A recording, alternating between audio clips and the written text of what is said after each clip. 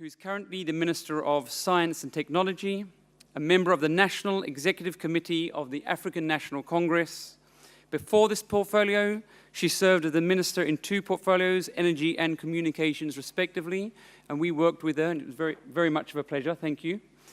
Honourable Minister Ngubane started her career as a community developer in non-governmental organisations and subsequently joined the banking sector as a skills development specialist.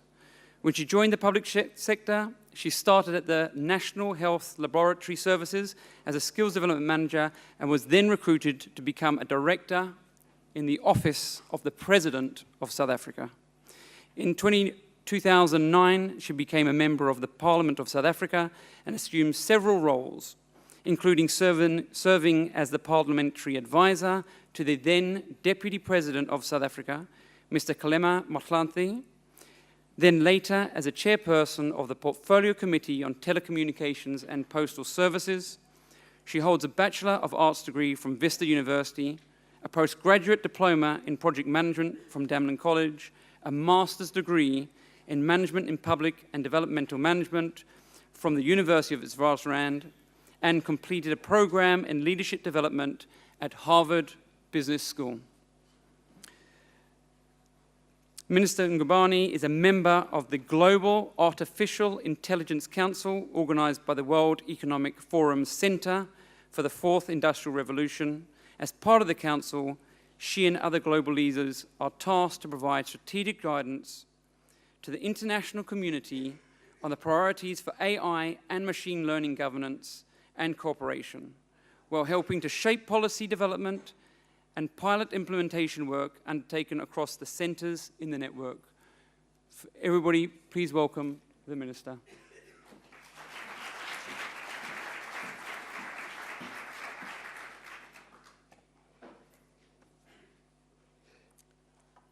Thank you very much, Ralph Fletcher, Program Director. I see we've got CEOs of companies, including those that report to the Department of Science and Technology, the Director General of the Department of Science and Technology, Dr. Mchwakhe, together with senior leadership of the department and the entities. Let me not waste time, but say good morning. I hope it's still morning, almost midday. Let me first take this opportunity and appreciate the organizers for being amiable to adjusting the program. I was meant to be here yesterday. Unfortunately, I couldn't, and appreciate the understanding of reaccommodating me for today. It is indeed an honor to participate in this year's Africa Tech Week, which is happening at the time when the development of technologies associated with the Fourth Industrial Revolution is in earnest. As Ralph has indicated, I'm a member of the Artificial Intelligence Council, and the chairperson of that is Kai-Fu Lee, who wrote a very interesting book titled Artificial Intelligence Superpowers, China, Silicon Valley, and the New World Order. That's the title of the book. When you go through the book, it is indeed an interesting book to read. And he argues very strongly that China will become a global leader in artificial intelligence, surpassing the United States of America. He believes that all the major breakthroughs in terms of artificial intelligence algorithms have been accomplished. More recently, the rapid advances in deep learning algorithms. These breakthroughs were mainly driven by the US, in his argument. In other words, US has led the first phase of artificial intelligence, and China will lead the second phase. He further argues that we are entering the second phase of artificial intelligence, and that is the implementation phase. This he calls the age of implementation. In this phase, we will see the application of artificial intelligence algorithms to problems such as diagnosing a disease, predicting interstate conflicts, portfolio selection in the market, driving a car or language translation, and many other problems that will be solved. He compares the breakthroughs to the discovery of electricity. That once electricity was discovered, in algorithm, it could be applied almost everywhere. For example, in cooking, lighting, and in powering factories for production. He also predicts that the people who will cash in this period will be talented entrepreneurs, engineers, and product managers. The question is, why does he think China will lead the age of implementation? And many of us can agree when we talk on the basis of data. China has been collecting a vast amount of data and has this in abundance. Artificial intelligence algorithms are driven by three things, namely big data, computing power, and the work of strong artificial intelligence algorithm engineers. In the age of implementation, data is the core. This phase of artificial intelligence will also signal a transition from expertise to the age of data. It is believed that this transition will be to China's advantage, as they've been collecting a lot of data and more than any other parts of the world. This means that they have all the ingredients required to dominate the current phase of artificial intelligence.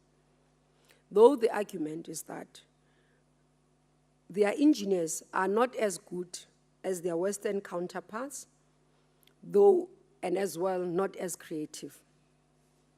Computing power is equitably distributed globally. It is the abundance of data in China that will give China the edge to dominate. Whether Mr. Li is correct in asserting that the golden age of the algorithm discovery is behind us and that we have entered the phase of implementation, the age of data, we'll see in the fullness of time. However, it is clear to see that whether his predictions are true or not, data will be the fuel of the fourth industrial revolution. 3 weeks ago, I participated in a forum of artificial intelligence and information and records management organized by the South African Reserve Bank. And one of the speakers warned against the usage of the phrase, data is the new oil. His views, and he argues strongly, that oil is not reusable. Once you burn it, that's it. It's done. However, with data, you can reuse it and reuse again. So meaning, data collected today can be used 1,000 years from now on. With this in mind, the question that we need to be asking is, are we as a country and more broadly the African continent sufficiently collecting data? More broadly, what is it that we are putting in place in our country to ensure that we are able to respond to the emergence of the fourth industrial revolution? South Africa has made substantial investment in the cyber infrastructure, as well as in the acquisition and generation of data across a number of domains.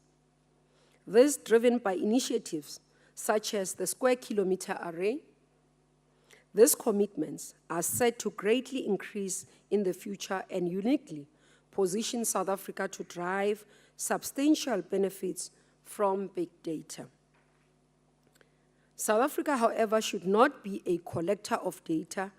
Rather, the economic, social, scientific, and industrial beneficiation potential of the big data for South Africa must be realized. Admittedly, a lot more still needs to be done to improve our data collection as a country and the continent broadly. This brings me to an important technology, which is one of the pillars of the fourth industrial revolution, the Internet of Things. Technologies such as 5G, Internet of Things sensors and platforms, edge computing, artificial intelligence and analytics, robotics, blockchain, additive manufacturing, and virtual reality are coalescing into a fertile environment for the industrial Internet of Things. Enabling Internet of Things will lead to an exponential increase in sensors collecting vast amount of data from every piece of equipment. In this regard, we should all welcome the assurance made by the President in his State of the Nation address, also echoed by the Minister of Finance, that our colleague in Cabinet, Minister Ndabeni-Abrahams, will soon be issuing a policy directive to ICASA for the licensing of the spectrum, of the frequency spectrum. This will pave the way for investment on 5G technologies, which will completely change the Internet of Things landscape. With regards to the fourth industrial revolution, we are in the process, as the Department of Science and Technology and the country, of establishing an African Fourth Industrial Revolution Center, which is an affiliate to the World Economic Forum Center, which will be hosted by one of our entities, the CSIR. This center is aimed to creating an integrated and comprehensive response to the African and specifically South African challenges highlighted in the National Development Plan, as well as those that are new and emerging, by leveraging the new wave of technology revolution that is upon us. The proposed center will assist with the coordination of research, innovation, and conformance standards testing to enable Africa to effectively tackle its socio-economic challenges and consequently become competitive participants in the global economy. In this center, we are going to be looking for partners in terms of countries, but also we see it as a platform that will bring together business sector and government in the sense of policymakers, where we can converge together and look at how we can both find solution. So I would like to extend and welcome an invitation to those companies that are willing to partner with us and become an affiliate to our center at the CSIR, so that by the time we launch it, we already have partner membership. Another notable development in the fourth industrial revolution space include the Center for Artificial Intelligence Research, a distributed center conducting foundational, directed, and applied research into various aspects of artificial intelligence. The Center for Artificial Intelligence Research has nodes at 5 South African universities, namely the University of Cape Town, University of KwaZulu-Natal, University of Northwest, University of Pretoria, and Stellenbosch University, and is coordinated and managed by our entity CSIR. Similar platforms in nanotechnology, additive manufacturing, cybersecurity, unmanned aerial systems, and biotechnologies have developed and grown through funding and investment supported by our department. Efforts are underway to support the development of platforms in blockchain, data science, and analytics, quantum computing, and the Internet of Things.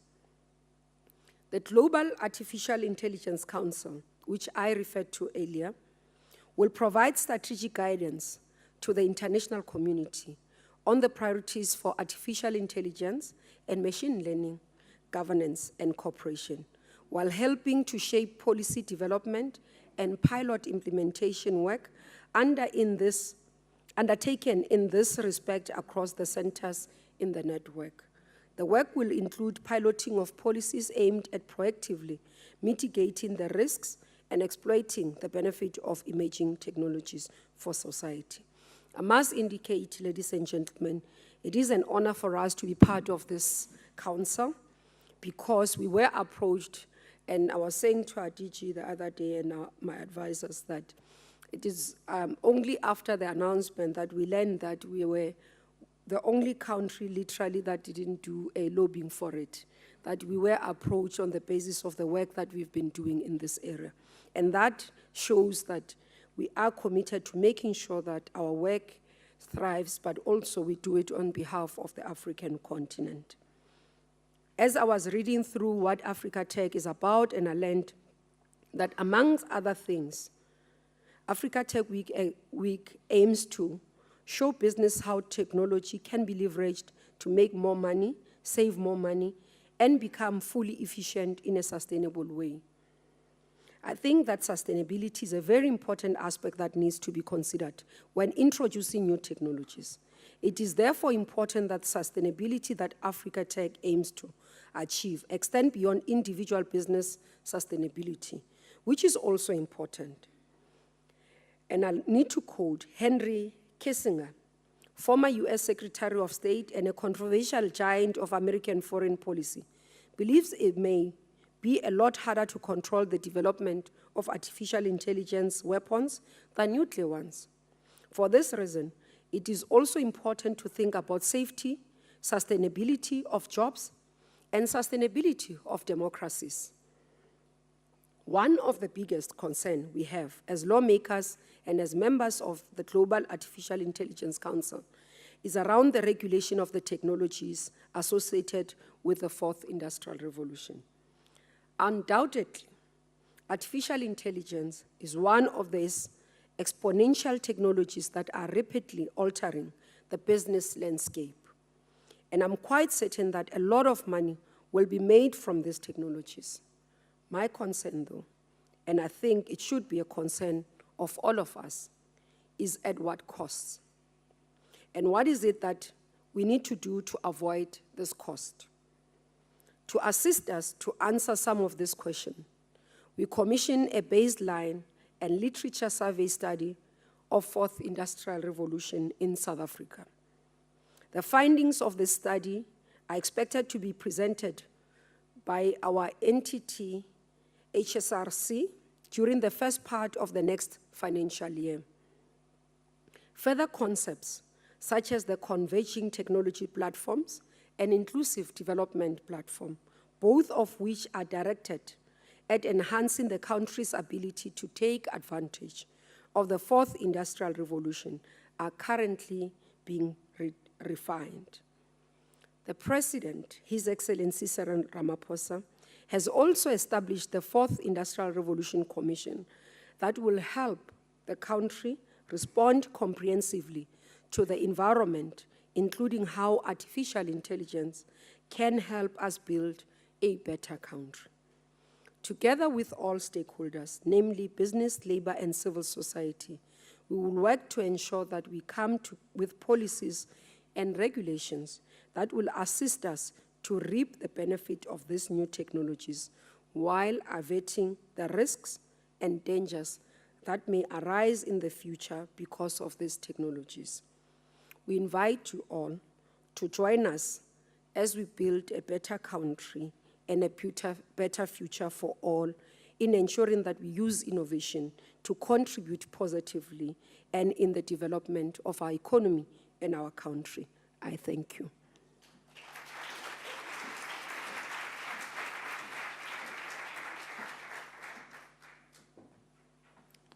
Thank you so much, Minister. Very insightful. I think we're all excited to be part of that forum. Can I just close now and ask the panelists to come up for the next session? Thank you so much.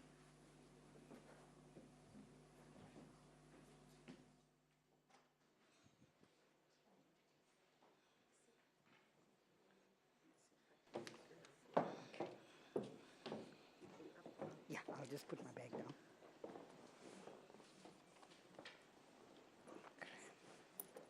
Yes.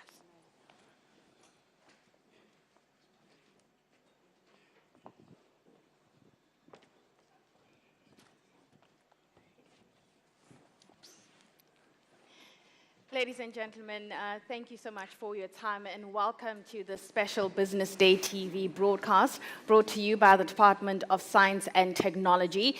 During this session, we're going to be talking about how the National System of Innovation is advancing the fourth industrial revolution. And to have that conversation, I'm absolutely happy to be joined by my panelists. I'll start off by introducing them. According to how they're sitting, closest to me right now is Professor Marita Coetzee, who's from Precision Medicine. And next to her is Imran Patel, who's the Deputy Director General at the Department of Science and Technology. And lastly, it's Dr. Barbara Glover, who's a Research Fellow at NAPAD. Now, to start off this conversation and set the tone a little bit, we all know a little bit about the fourth industrial revolution. It's a theme and a topic that's actually dominated news headlines for quite some time. And just some points on it. We can all agree sitting here that it's quite distinctive compared to the other industrial revolutions, in the sense that those revolutions, the first three, were dominated by either one or two technologies. Think steam at the beginning of the 19th century, electricity at the dawn of the 20th century, and the internet towards the end of the 20th century. Now, what's quite different is that the fourth industrial revolution was seeing a whole host of technologies coming together all at once. It's this confluence of technologies that's kind of making the world a little bit unpredictable. And it's quite safe to say that at the beginning of those other industrial revolutions, when you thought of the technologies then, they were unpredictable in the sense that we didn't know the impact that they would have on society, but nonetheless, we can all agree that they impacted business productivity and to an extent had an effect on social upheaval, if you will. And that's some of the things we're going to be talking about here. And it's quite important, and it almost becomes a duty for government, labor, and civil society and the private sector to be having a conversation about how we deal with this confluence of technologies. And this particular session, this particular platform, is one of the many examples going forward of how to treat things like this. Imran, I'm going to start off with you, particularly because you are representing government side of things. When you look at the fourth industrial revolution, and when you take into consideration the white paper that was published by the Department of Science and Technology, the draft white paper that looks at South Africa's stance in terms of national innovation, how are you seeing that coming together? And perhaps even if you can, talk to us about how the national system of innovation has evolved over the years since the first draft we got in 1996. Thanks. Two comments to make. I mean, the first is that building a strong, dynamic national system of innovation requires a lot of things.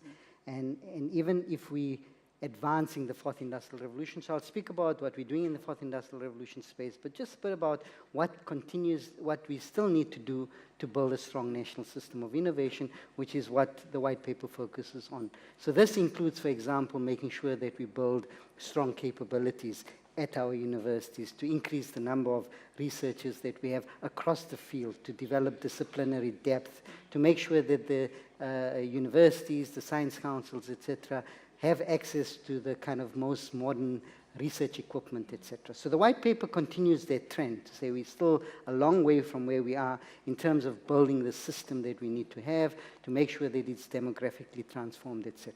But at the same time, an important part of the white paper is that, as you have said, the number of technology areas, the number of focus areas have grown. It becomes increasingly important for countries to focus in on the areas that will align to its own national development objectives. And this is where we have some very exciting work. We have challenges like our mining sector that needs to be more competitive. We know, and I'm hoping we will hear a lot more about precision medicine. Our genomic structure is very different from the rest of the world. So we need to focus in on those areas where we have competitive advantage, but also can help us meet our competitiveness challenges, our social development challenges, etc. So when we're looking at artificial intelligence or 5G technologies or Internet of Things, part of what the white paper is doing increasingly with this thing called Converging Technologies Platform is to bring these things together to the challenges that we face,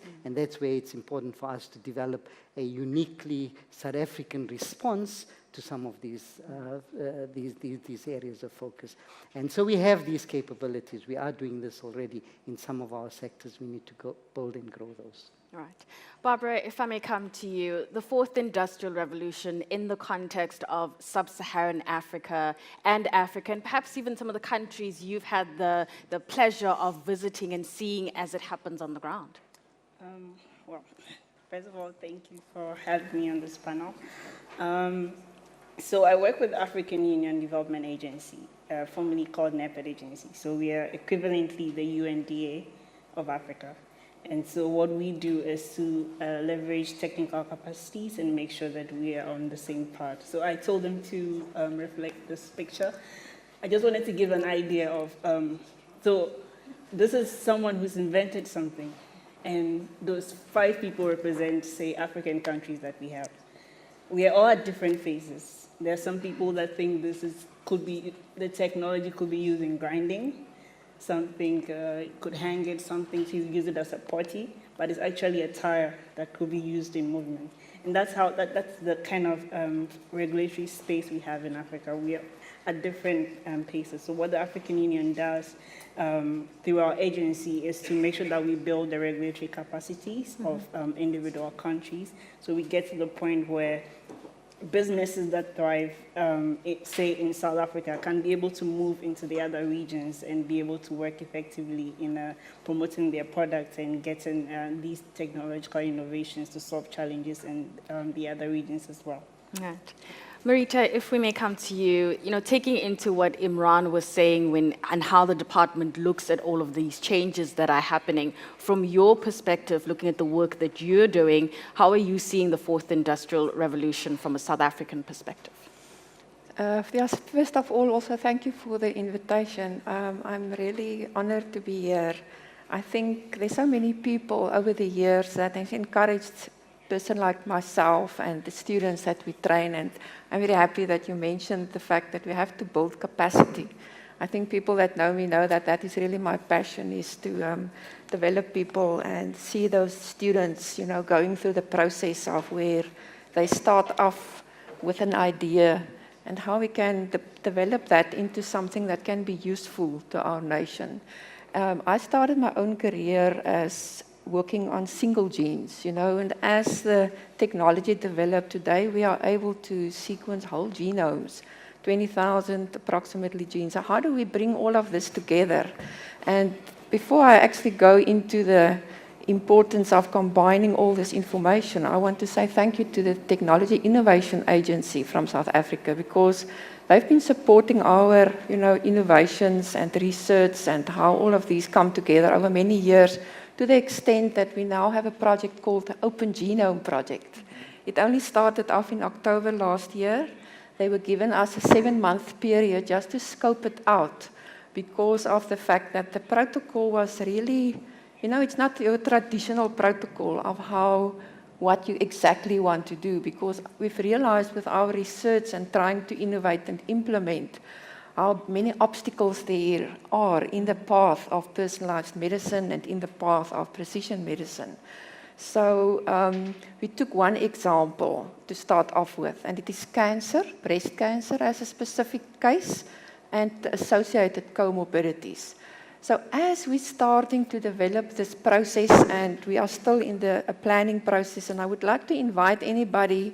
We are in the process to invite people onto our STAP, the Scientific and Technical Advisory Panel, to make sure that everybody that is interested in precision medicine could be involved and could be part of that process. Because it is the technology, the algorithms on how do we interpret. It's not so much more about just doing, anybody, a scientist like myself, you can do a lab test, and you can do the inappropriate one at the wrong time. Even a good test at the wrong time doesn't mean anything. And we know how many times tests are done that maybe have been done previously, and because it wasn't at the right time, in the right context, that same information might mean something else at another time. And the best example for that, while I'm talking about breast cancer, is the BRCA1 and 2 mutations. We all remember always when we as geneticists, we're very privilege that Angelina Jolie revealed, about her case of having a mastectomy to prevent the disease, because that has brought to the forth the fact that if someone gets tested for genetics, it's not only that person that is involved, but it could be the whole family. But as things evolve, that same mutations that we detect for familial risk can now, from last year, for ovarian cancer and breast cancer, the FDA approved it as used for PARP inhibitors. So that same very mutation defect in our genes that can cause a mutation can be beneficial if that same patient develops metastatic cancer, to be a treatment target that's very effective. So I think, for us, the Open Genome Project is then about how do we use the information from our genome, and specifically in the African context, because the spectrum of mutations differ between populations when we talk about what we call high penetrance variants, pathogenic versus benign. This is a type of terminology that our students need to understand. And then epidemiology, how the lifestyle factors, other environment could interact with your genes to increase the risk. So those genes that's of lower penetrance, on their own, they don't really mean much. But if you enter into a high-risk environment, it can trigger it. And then on the other side, which is very important in the context of the African and different populations, is the pharmacogenetics, how your drugs, your medication and genes. This is seen to be the major way of practical implication and benefit, in the future of precision medicine. So I hope, I think I must just maybe stay quiet now because I can go on forever. And if there's anything specific that I need to focus on, then I can ask. Right. Imran, Marita was talking about, the work that they've done with the Innovation Agency. You've been with the Department of Science and Technology, if I got it right, 13 years. When you look at the innovation landscape in South Africa, how has it changed? Because I'm thinking back to the white paper that you published last year, and there's a sentence there where you say that the innovation, in terms of innovation, it's relatively flat. And I just wanted to understand what were the issues there that you've identified as somebody who works at the Department of Science and Technology around that. Thanks. Innovation, if you mean, by that we mean, creating new products and new services, etc., is a global problem. Getting your research and development into innovation is not something we only confront on our own. So we've been grappling with this problem together with many, many other countries over many, many years. Over the last few years, Marika mentioned the Technology Innovation Agency. That has been one of the key responses that we've put in place, because you need specialized agencies to be able to take and create the space, be able to fund technology development in a strategic way to get promising R&D results into innovation. Obviously, with these, you need a strong entity with significant resources, and we're hoping to grow that, but you also need a good pipeline of research and development. In terms of the pipeline, what we have identified, and for this we put in a second major initiative, and this was a piece of legislation around intellectual property from publicly funded research. That area required some clearer support and regulation, and it needed something that we call the National Intellectual Property Management Office, which we set up, NIPMO, and NIPMO has, over the past 5-6 years, worked with universities to create, and science councils, to create specialized units. You need professionals.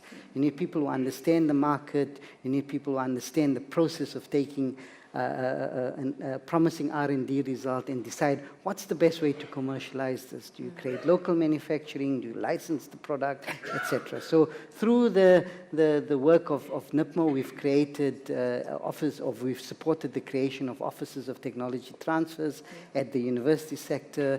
We also have a much clearer database of IP that is emerging from publicly funded research, and if we, through the legislation, if there's a need to commercialize that, you would need to be able to do this. So that's been the kind of second big focus and intervention. The third around commercialization is to start off your research and development project with a much more clearer sense of where you want to take it to in terms of commercialization. And this has been a struggle with researchers. Researchers would sometimes say, just leave me to my own, I would be able to do this. So either you encourage that group of researchers who can see the opportunities, create opportunities for them to create spin-out companies, or alternatively to create partnerships between the researchers who may not necessarily want to take things forward in terms of commercialization with entities who are willing to do the commercialization. So there's been a number of efforts that has been brought into play over the past, I would say the last decade, which puts us on a much more firmer foundation now to do the commercialization. The next steps, I think, is where the white paper comes in, a much more stronger focus on this, and where the new spaces for innovation is going to come through is what you mentioned earlier. That's the space between the convergence of different technologies, where you bring data science together with blockchain, maybe with drone technology, and support particular application areas. And in this respect, what is important for us is our partnership with not only the private sector, but the NGO sector, etc. People who are doing these things, so we can partner effectively. They can then use the technologies that we support through the universities and the science councils, and they have the resources, the application areas, the case studies to take that forward into the next space. So that's where we're heading. We've created, I think, a foundation, but that foundation needs a lot more strengthening. And I'm quite confident that in partnership with our universities, research councils, the private sector, our international partners, we will be able to do that. Barbara, I see you nodding your head at some of the points Imran is raising. Your thoughts on that? Well, I was trying to identify where we come in based on what he's speaking about. So with the NEPAD agency, we have a unit called the Science, Technology, Industrialization and Innovation Hub. And we're looking at prospecting technology. So we were contacted by some heads of member states, that is African countries, to look at technologies on the horizon that will be useful in addressing Africa's challenges. And so we came up with a full program around it, where we have a high-level panel of experts that meet constantly. So first, we've had 3 reports on drones for agriculture. We have Gene Drive for the elimination of malaria. And then the last one was microgrids for electricity access. Our next batch of technologies is blockchain. We are looking at its use in health, in sovereign identity, and in addressing various privacy issues. We're also looking at artificial intelligence. And then the last one is next generation batteries, because we realize that with population increase and with all these technologies, we are going to need energy. And we have to look at various other sources. And so we are now collaborating out there with departments and universities and taking in experts to build up these consultative processes so that we have knowledge that is generated by us and for us to address the challenges that we currently face. And then we also have a program called the Kalesus Juma Dialogue, which is looking at engaging stakeholders, various stakeholders, right down from the youth up until the executives, on technology and innovation, getting them to understand the technologies on the horizon and what we should be doing about it. So I'm privileged to be sitting by the DG because he will be at the next dialogue, where we are bringing in all the director generals from all the ministries of science in Africa for one meeting in 2 weeks' time, where we are going to expose them to the technologies out there, what they need to know, what policies need to change, what do they think we should put in. So we have that dialogue and better understand what are the gaps, what needs to be done. Because from the African Union Development Agency standpoint, we advise member states. So we go on a higher level. So we need to get the information on what everyone wants and then take it up to the higher level to advise member states so that it trickles down and we have the right policies that would support the harnessing of emerging technologies. We have various other programs that are being fashioned out to meet the challenges on the continent. And what we are focusing most on is building enough capacity on the continent that when these technologies come, when you have a car and you don't have the road for it, it's useless. We want to build the road so that when the technologies, however they come in, they would have the right roads to drive on. Speaking of that, you often come across articles where either Ghana or Rwanda, a young, innovative young man or woman has invented a technology that blows your mind. Either they've found a way to, I suppose, produce electricity from a different aspect. But we get excited about these things, but going forward, and I think it's something that Imran was also alluding to, the support system to help those technologies, those businesses scale up to the next level, because you don't want a lot of these to become community projects, so to speak. This is what we've invented, but we can't seem to move it across different regions on the continent to help with certain issues. How do we deal with that, and how do we create that cross-collaboration between states, especially with new exciting technologies popping up everywhere? And I don't know if you want to take that one in terms of suggestions. So recently well, not recently, in December, I was part of the Science Forum, and I asked the audience a simple question. I don't know if I should ask here, that if Mark Zuckerberg was an African, how many of us think that Facebook would achieve the kind of success that it has achieved now? If we could show by hand, how many of us believe that Facebook would have been what Facebook is now? And it's the exact response, which that we know that we have challenges in our systems. And that's why we are having these dialogues, to really understand what the challenges are. There was a recent report where it says that MTN, which is a South African-based company, was started in the same year as Amazon. So MTN is now a $5 billion top 5 African company, and Amazon is a $1 trillion company globally because of the systemic challenges that we have. And it's up to us to address our challenges. There's no one that's going to come in to do it for us. I mean, I give another example of the fact that if cooking pap is difficult and you want to create a machine that cooks pap, you don't expect an American to do it because he doesn't know what pap is. We need to create our own machines because we eat pap.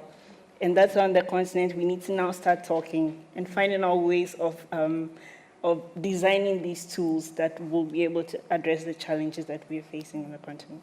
Ron, do you want to add? Yeah, I mean, just one comment on that, because the Zuckerberg example is interesting, and I always say, do we want to replicate those models?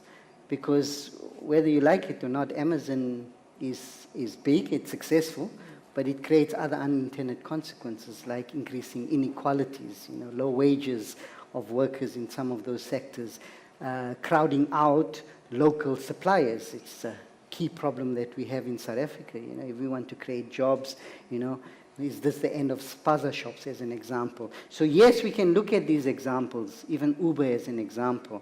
It's about market share. A lot of subsidies, deep pockets, etc. So part of the technology has to be combined with a much more deeper look at the business models that are suitable and appropriate for our context. So small-scale grid, localized, the new technologies offer not just personalization in the case of medicine, but it also allows you to rethink how you deliver energy systems. Do you deliver energy systems through big corporations? So I think where we need to be spending a lot more time together thinking about is, how do we craft this, how do we use these technologies to create the development outcomes that we want? We want growth, yes, we want growth, but at the same time what we want is development models that allow us to deal with our high unemployment rates, development models that take into account the reality that it's going to take us a long time to build up our skills levels to the extent. We have a much bigger continent, land-wise, than what exists in Europe. This means that the way you think about connectivity has to be very different, etc. So we need to, I think, look at the models overseas, coming out from whether it's China or the US, but we need to evolve our own, not only our own technologies, as Barbara has highlighted, that makes pop, etc., but how do you create the models that allow those technologies to be used by ordinary Africans, by ordinary South Africans, etc. So that's the part that I think we are beginning to spend more time looking at, is this concept of organizational innovation or business model innovation. How do we create those? And so your example of a small entrepreneur who's created something, what does scale in that example mean? Do you want to kind of capitalize global markets? sometimes it's very difficult to do this because of competition. People buy you out. So where can we find models that allow those technologies to become world-class technologies, but without necessarily stepping into the difficulties where you then have to compete unfairly with states that are much more developed and people who are just going to crowd you out of the market. So M-Pesa was a very good example. Banking systems, we saw a gap. We are now leading the world. As the continent, we are leading the world. I was in Brussels last week and people saying, we're learning a lot from your M-Pesa models. The MTN models as well, even though they're not necessarily big, some of those examples of how do you do prepaid, etc., emerged as business model innovation in the continent, which then has application, but at the same time meets a real need on the continent. You talked about skills, and perhaps then we can, shift gears a little bit in terms of our conversation. Whether you're reading reports either from the World Economic Forum that talk about the future of jobs and skills, and then you think about this, fourth industrial revolution, when everybody was talking about things such as autonomous technology, people started to get a little nervous. It brings on a bit of anxiety.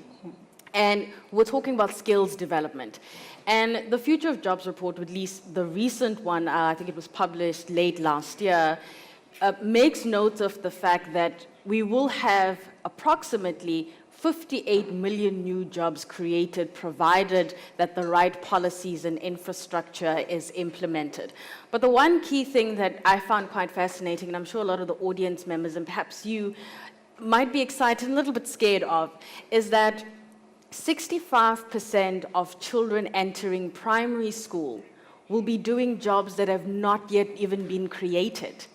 Now, I don't know about any of the audience members, if you have kids that are about to enter primary school or even looking at career decisions, that's a bit worrying. You're excited, but you also are worried about what's going to happen to them.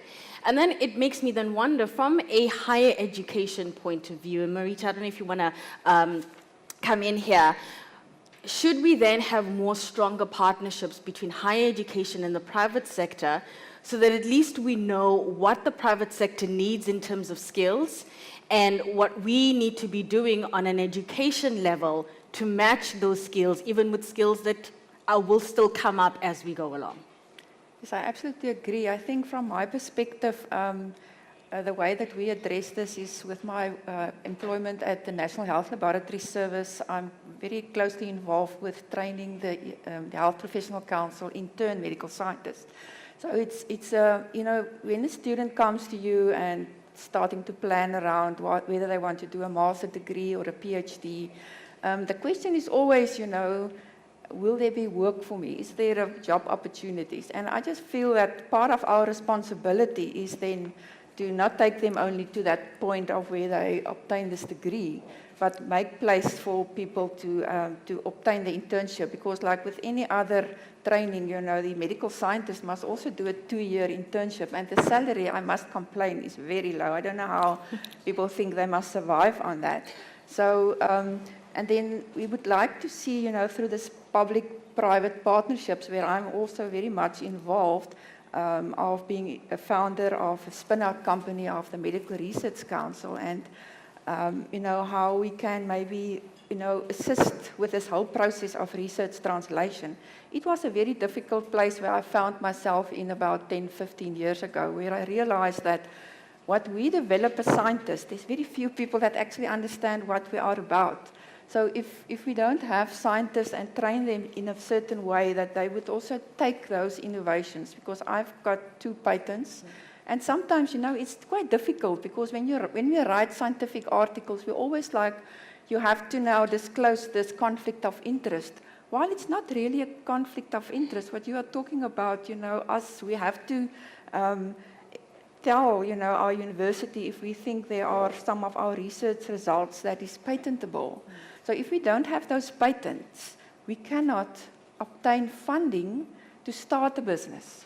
The spin-out company was all reliant on whether there was this patent and whether that patent actually makes money, because genetic testing is not really a commercial entity. It isn't, because it's so complex. But it helps us through that process that you've provided to then go to someone and say, this is how I can protect my IP. So I hope that answers the question. It is really something that we struggle with as researchers, and what you also said earlier is that there's many researchers that don't want to commercialize. They're just very happy within that comfort zone. And it's good also, because we cannot all be the same. And you know, the platform that we've built, the Genomics company as a spin-out from the Medical Research Council, the whole idea is to provide training that is relevant to translation. And you won't believe, but many of those scientists that have been involved since establishment of the company, they may find another job that is highly paid, but somehow they still, it's like they are linked to this, and they can contribute through signing out tests as registered scientists, coming and doing lectures and tell other people how this all works. And now we've got a genetic counselor that did a PhD and was actually sponsored through a TIA internship. And she's now coming back after a 2-year genetic counseling after she did a PhD with us on the project, starting this month. And she's going to give back and help us with the other students to help them to be also innovative. So, you know, it is really the wonderful part for me lies there to see how a person can start from not knowing what they are going to do with the science, with this thesis, with this little part of result, and how we developed this platform that we call pathology-supported genetic testing. Right. So it is the pathology, it is the clinical part, it is genetics, it is high penetrance, low penetrance, lifestyle, nutritionists, dietitians, counselors, bioinformaticists, the clinicians, oncologists. We now have a monthly meeting with oncologists on their invitation, so that we all sit together and the results from reports is explained, and so everybody learns. And there's now this new ECO program that the NHLS also, you know, supports, where it's a free system where a group like we have now formed, you know, independently of that ECO program that comes from Mexico.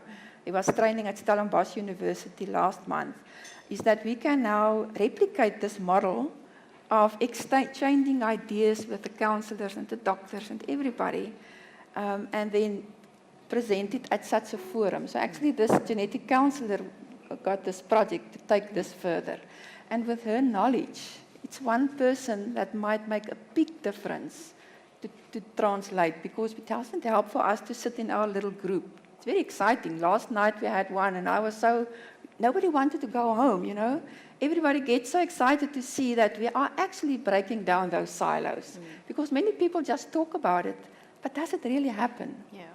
And the Open Genome Project, it was an amazing thing with this when Tia understood that I don't want to keep the knowledge that I have. I just want to try and translate, and there might be many people that might not think that my knowledge is so valuable. Why would I think that the knowledge that I have? And it's not, and that is not the point. The point is that it's because it is a general combination, and genomics stands for genetic knowledge integration. Tony Bunn of the Medical Research Council, I can't help to mention his name. I know when my first company failed, you know, we learn failing forward. I was heartbroken, and he told me, you now go and you do exactly the same thing, and you learn from that mistake. And he came up with the name Genomics, and I thought initially nobody could spell it, nobody would understand it. And the more I thought of it, I realized it's actually a computer. The name sounds like a computer program, and this is what we do. Thanks. Imran, I'm curious, as somebody who is in the Department of Science and Technology, I'm sure you meet many of your counterparts, be it in the Department of Higher Education, Department of Labor. What kind of conversations do you guys have when you bump into each other at certain events, be it around the Fourth Industrial Revolution? Because we often talk about policies speaking to each other when we're moving into this new world of change. And I kind of want to gauge what are some of their concerns when they look at a labor side of things, again, within the Fourth Industrial Revolution, or are they looking at it from a higher education point of view? How's that conversation going? All right. I mean, the first thing to indicate is we engage a lot through something called economic and social clusters. And in both of those clusters where I attend, the disruptive nature of the fourth industrial revolution comes up quite significantly. So whether it's Department of Tourism who's saying we need to think about what Airbnb means for our tourism regulation, or higher education and training saying what this means for higher education or basic education. So there's a high level of understanding and acknowledgement that we are undergoing a kind of a broad-based revolution that impacts on a whole lot of things. The discussions, obviously, as would be evident in anything, differs from one department to another. Depends where they're focusing on. So Department of Transport is already looking at what will autonomous vehicles, for example, mean in a South African context. So I can say with confidence that there's a high level of acknowledgement. Most government departments now will be going into the next 5-year strategic planning cycle. And I think if you read a lot of their strategic plans in future, we've seen it with some of the strategies that have brought to the cluster. There's an acknowledgement that we need to, in fact, understand, have a much more deeper understanding of how these changes are impacting us as individual government departments. So that's one, like I said. So there's an angle of saying things are happening, it's going to impact on my sector, whether it's competition in the sector or regulation in the sector, we need to understand it. But there's a second level, and that is where there's a need for government and industry and other actors in society to come together to frame an effective South African response to the fourth industrial revolution. And this is where the President has announced the establishment of a commission on the fourth industrial revolution. I'm hoping that the announcement of who's on that commission will happen very soon. I know that there's been discussions about who should be on that council. But that council has to look at broad base.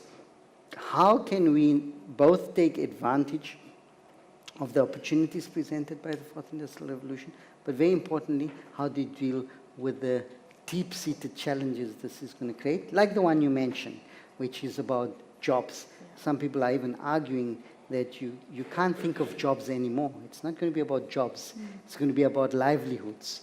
Because if you look at what is happening, you know, people work in the day, they drive a taxi at night, you're getting work being diffused. Some of the unionists are also saying it's going to become very difficult to organize because it's not traditional jobs, it's more kind of livelihood. So all of these impacts we need to take into account and think about what does this fundamentally mean for the education system, for our food system, etc. And that's coming together.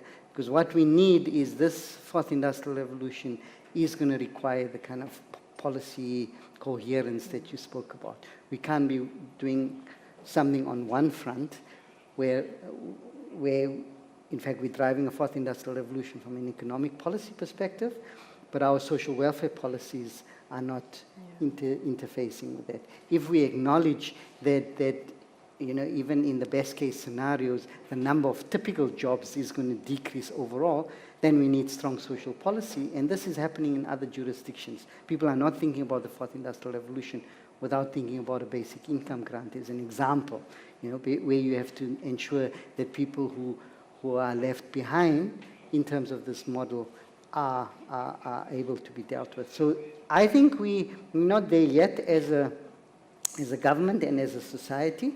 It's happening. The fourth industrial revolution is happening in front of us, but there needs to be a lot more conversation.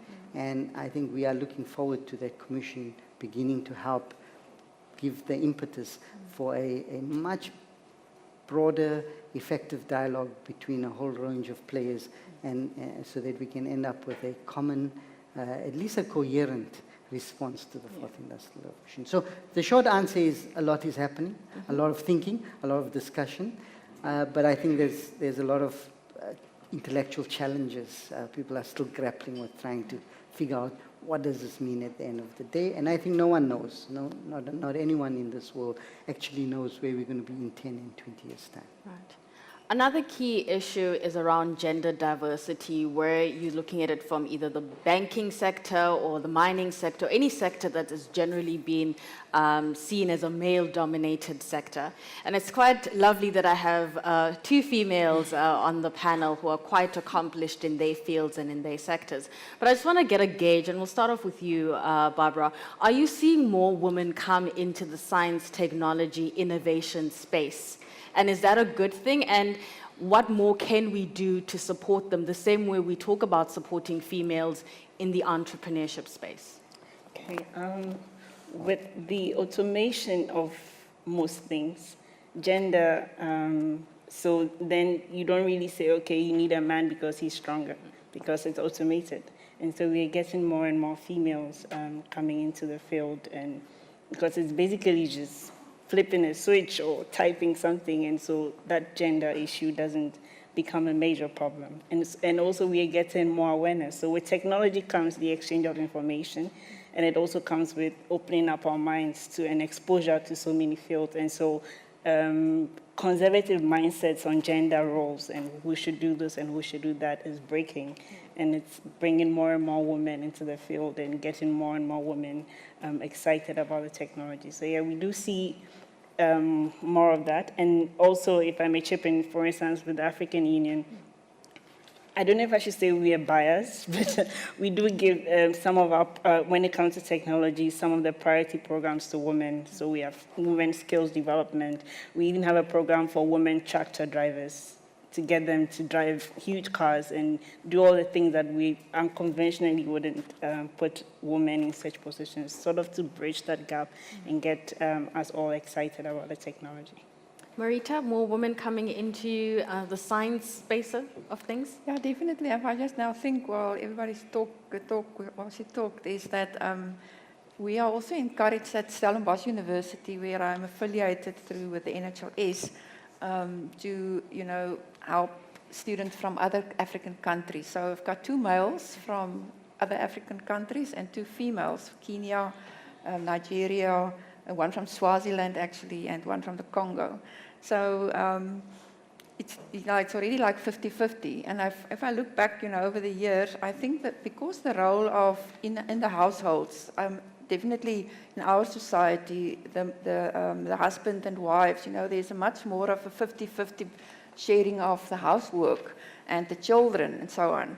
And I think that helps a lot because a scientist, you know, any scientist that think that their job is from 8 to 5 or so, you know, you wouldn't make it because it is a 24-hour job. If you don't work, you think about your work. And somewhere in between, you know, you have to find the balance also. So I think traditionally it was very difficult for women to do that because they expected to make the food. They expected to stay up through the night if the children, you know, cries. Because I think, take my own husband, he said, no, I am a magistrate. I can't sit in the court and fall asleep, you know. I can't be awakened through the night. So then I just said, you know, but then I'm not going to make food anymore. And, you know, we came to that. I don't think it is, in a way, unthinkable that things like that could be said, you know, maybe for a few generations ago by a woman to be able to speak up like that. And I think, you know, if I see these young scientists coming in, the way, you know, the enthusiasm, the expectations of a career, it's really heartwarming to see how the women stand up for themselves. And yes, I think it's very good. And, you know, we never want the males to feel now that there's a preference for the females. And that's why I always try to not discriminate.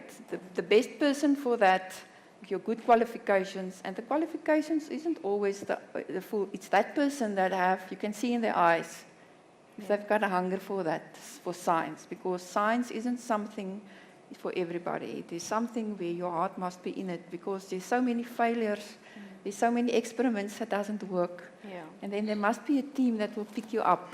And I think with this Open Genome Project, to mention that again, what's so flexible about it is that even the students involved, you know, and with the university and the NHLS, all the support from the government, is that we have all these systems in place that if your experiment doesn't work, and you have a team that support, we can easily change you know, you can change your track.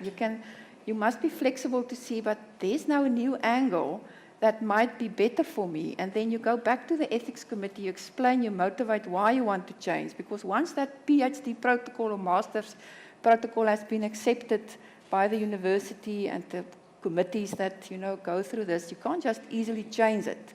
But I think the system has also, you know, being very friendly to scientists to understand that with this fast developing world, where it's not only the laboratory anymore, it is that information through the internet and that.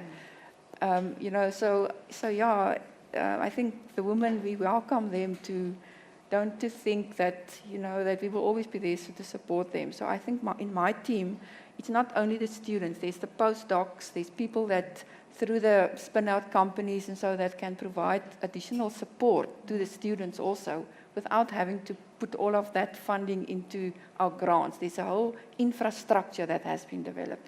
And that, you know, the fact that like the NHLS and university and now TR, the projects that has been combined funding through the company as a private and a public combination, it is amazing. You know, 5, 6 years ago, I would not have imagined that it could work. Yeah. Can I, Sure. I mean, I think there's two other dimensions, gender dimensions that needs to be taken into account because it is a strong feature and a requirement of the white paper. The first is globally, when you talk about the digital technology space, they talk about, you know, Silicon Valley is dominated by men. And in South Africa, I think there's some very, very good initiatives in the way to at the level of primary school already, to ensure that girls code and can code, and they see long-term careers in this here. So I think a lot more needs to be done around that to encourage programs like Girls That Code or We Think Code, etc.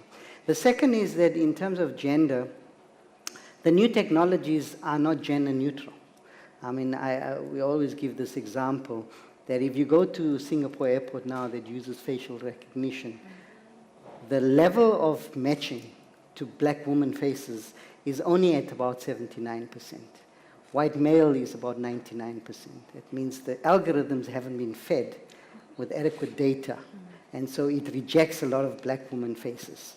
Even your searches, the algorithms and Google and others were caught out, have deep inbuilt biases against people of color, against women, against people from poor backgrounds. So the ethics of artificial intelligence, the ethics of the new technology are equally important. And I think with South Africa's very strong historical over the last, since democracy, to equality across race, gender, space, we can be world leaders in making sure that we start off by building these platforms, acknowledging that they have inbuilt biases. Start off by saying the way you do searches at the moment has biases already. I mean, there's a very interesting program in the US called Gendered Innovations. And that program, in fact, tries to unblock this to an example where they gave an example in medicine where they were discovering that a particular drug had a higher mortality rate amongst women than men. And what they discovered was the reason for this was when they were doing the clinical testing, they used male rats.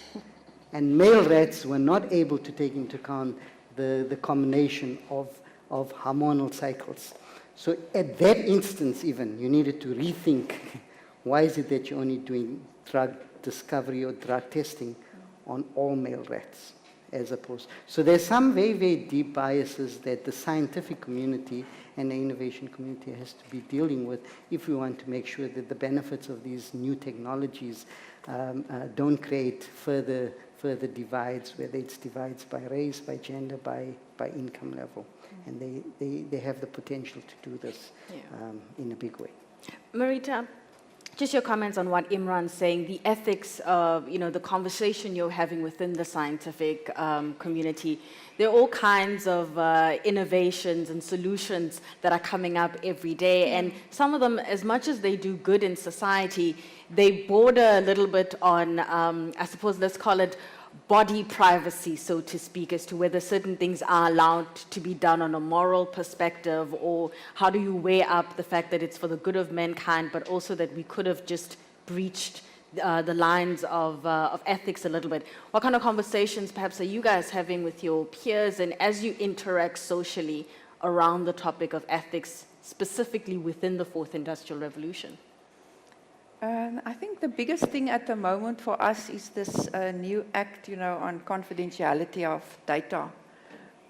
There's a lot of changes that needs to happen within companies, even through our research, you know, when we obtain informed consent from participants for research studies, or on the commercial side, if you obtain informed consent for genetic testing, you know, what is happening with those samples afterwards? To what extent are we sure that we are protecting the man in the street's data? Things come up like you cannot have a patient's file lying open on your desk and maybe leave your office. You must make sure that your computer is switched off so that someone couldn't come in and maybe see any private information. So I think there has been a lot of change from previous paper-based work where it was in a way easier to protect things. You could lock a room, you could file it away. But now, just as easy as someone's emails can be hacked, for any company, there's a speak, and it happened all the time, it's happening. So I think for us, it is a concern. I don't know how to really answer this question, but the ethical side becomes more and more difficult. Yeah. And I think this is also what motivated me, even from 10 years ago. I started a process through our student training to more and more bring these two different worlds together, you know, the innovative side and the research, which has always been said, you keep them as far as possible away. But because of my experience, 20 years I've been a researcher, and then for 5 years I was in private practice. I've been very involved in both worlds, and the ethical side was always very strong for me. And even when I was fully in private practice, I still had PhD students and the ethics programs and the protocols. So when I sort of applied again for a job at the university and the NHLS and so on, I started to bring these two worlds together, and I had to find a way that where is that, how do you still have two hats on, but, you know, be ethical in the whole process? It was very difficult at times because there will always be gray areas. Yeah. But, you know, the moment something went wrong, my whole thing is you actually go there where it is the hardest, because that is where the solution lies. So when something happened that was bad, that I thought, you know, I don't know what to do here, something has happened that I didn't foresee because of this more and more integration, I actually write to the ethics committee and I said, this has happened, that because of this, we need to change this. I suggest this and this. And this is how, to make a long story short, is my protocol for research at the moment. The title is Application of Personalized Medicine Using an Integrated Service and Research Approach. Think about that. To have a title for a research project approved by ethics committee, where you are allowed to integrate the two. Because of what I've seen this program and this whole conference is about, is how all these worlds start to blur together. If we think about genetic testing, what is risk? Someone asks you, what is my risk for this disease? There's a different type of risk. If someone already have a defect in their genes, for the family to inherit the risk. 50% for autosomal dominant, 25% for recessive. But once you have that mutation, what is your risk to actually develop the disease? If we come back to the breast cancer, at the age of 70, your risk may be 80% to develop that disease. There's still a 20% chance that having then highly severe mutation that you don't get the disease. And the less penetrant the genes become, the less are the chances that you will develop the disease. So the ethical things comes in as, even though we can test certain aspects, should we or should we not? And this is where this research combination of the blurring these two things came in for me. Because we are so rapidly seeing new information generated every day, if we can have a program that is approved, as we have in our case, and you can use that new information to the benefit of the patient. So the plan is not for us as scientists that is not trained to deal with the patient, is that you have that barrier in between. You see the clinicians and the genetic counselors. Yes. And we use them to help us. Can we go there or shouldn't we, for the results to go out? So counselors and clinicians might sit with information that for that patient that they are dealing with, for them to make that decision. But us as scientists also have the responsibility to provide the information in such a format to these people that is that person to the patient to provide. This is where precision medicine comes in. Because now we can sequence someone's tumor And a test can tell us whether a drug is most likely to work or not. But what we see, and this is why we have these monthly meetings, is sometimes these predictions doesn't play out in the way that we would expect them to. And these are the cases that we then pick up as scientists to research further, to try and find the reason for that. So the research is starting to change into a responsive type of research. So for translational research, if you see something isn't according to what you would expect, whether it is a patient that experiences a report in a way that they cannot face this risk, we learn from that, because not two people are the same. You can give the same information to two people, Yeah. and their reaction may be totally different. I just want to just shift gears a little bit here.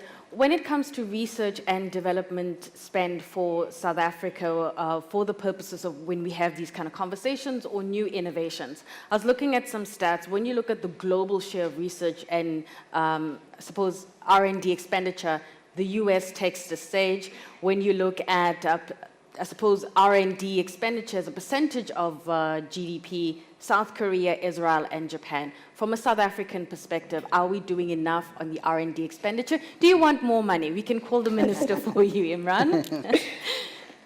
No, South Africa can definitely use more investment in research and development. We've set a target, and we maintain that target of getting to 1.5%. It's nowhere near the 3.5% of Korea and Israel, but in terms of our country context, we think 1.5% is a reasonable target.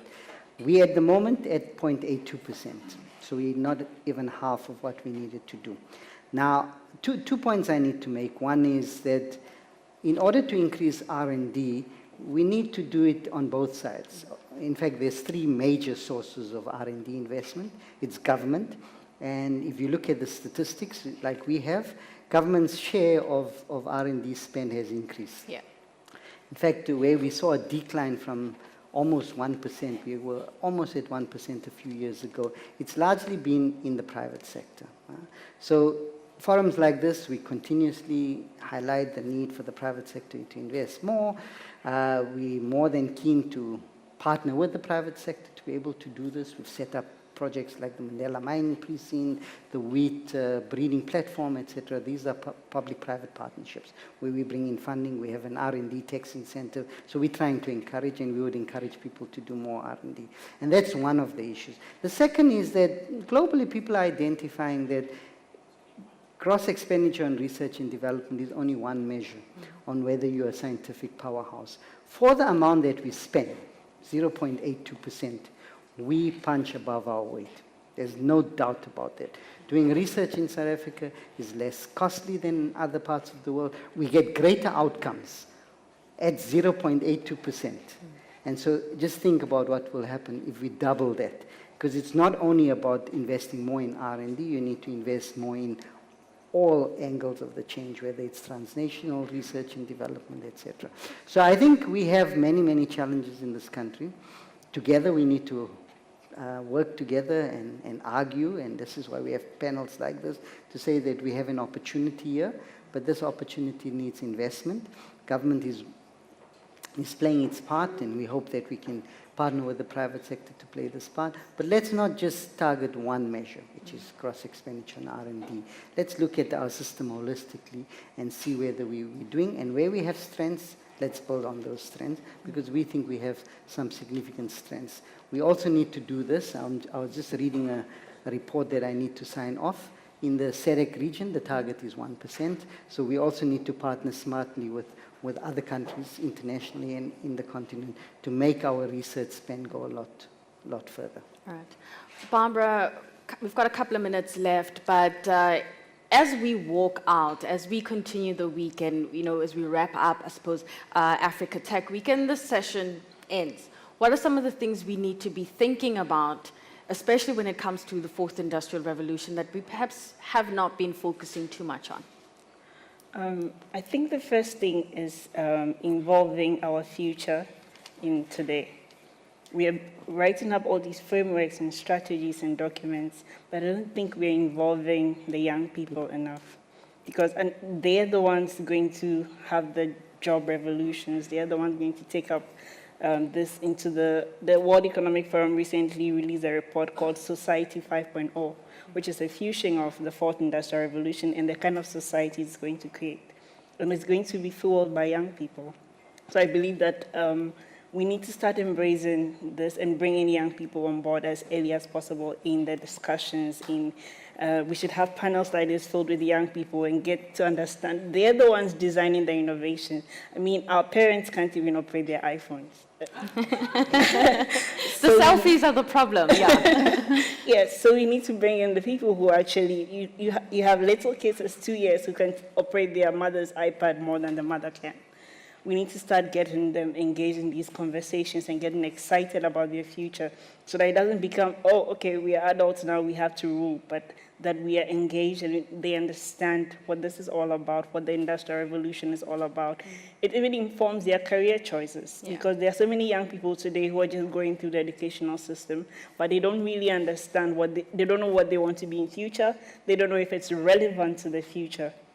They've never read reports like the Jobs of the Future by the World Economic Forum, so they don't know how much things are going to change. When we start engaging them through various activities, through our policies, through our educational systems, then we can be assured of a good future. Well, that brings us to the end of this session. Thank you so much for joining me. Thank you so much to my panelists.